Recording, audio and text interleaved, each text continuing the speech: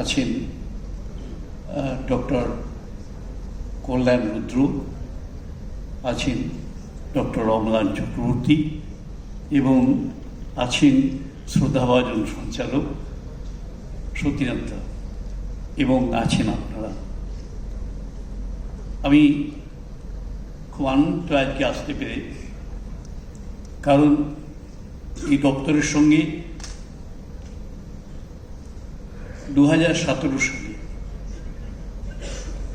2016 থেকে 17 সালে সেপ্টেম্বর পর্যন্ত এই দপ্তরে ছিলাম এবং আমি আজকে খুশি যে এই একটু আগেই ঘোষণা করলেন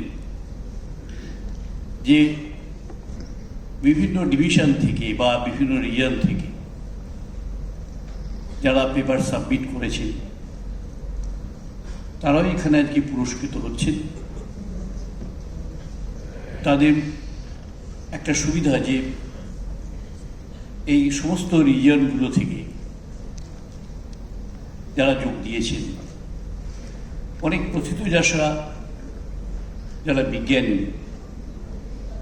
তারা যেমন তাদের বক্তব্যে সমৃদ্ধ করেছেন, ঠিক তেমনি যারা নতুন প্রজন্মের ছেলে মেয়ে তারাও এই সুযোগটা পাচ্ছেন।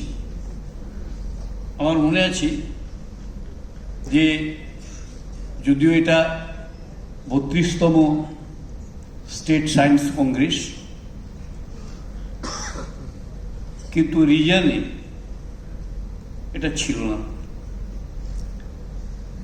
আমি মন্ত্রী হওয়ার পরে এসবটাই অবদান মাননীয় মুখ্যমন্ত্রী মমতা বন্দ্যোপাধ্যায়।